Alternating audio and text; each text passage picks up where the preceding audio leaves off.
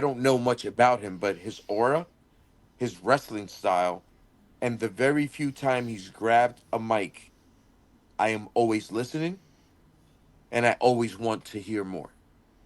And that is something that, regardless of what Solo has done, he's done a great job. He took over the bloodline.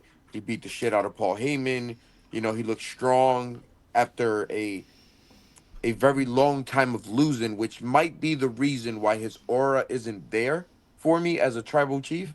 Because if you remember, he had that very long losing streak at a point, Yeah. and that was troublesome. We even spoke about, I think, Steve, you brought it up in the show, Hmm. saying, you know what, like, this isn't looking good for him.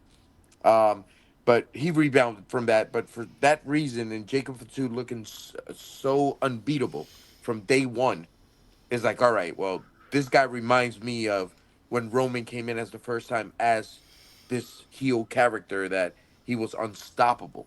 Mm. And I like where that's going. And where is it going?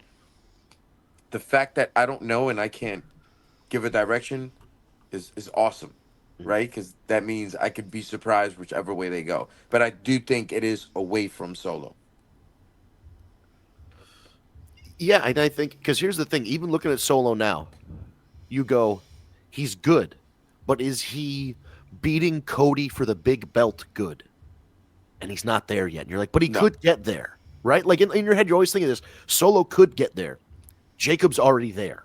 If they set up something where Cody put the title on the line against Jacob, the bloodline jumped him, you know, Jacob used this, wrapped his thumb up and did the Samoan spike like Umaga or whatever, puts a metal thing on and does the spike.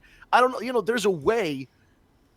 Jacob beating Cody seems way more feasible or realistic when I think about it than Solo beating Cody for the big belt. yeah, I will have to agree with that. I would agree with that. And not only that, I might take it a step further.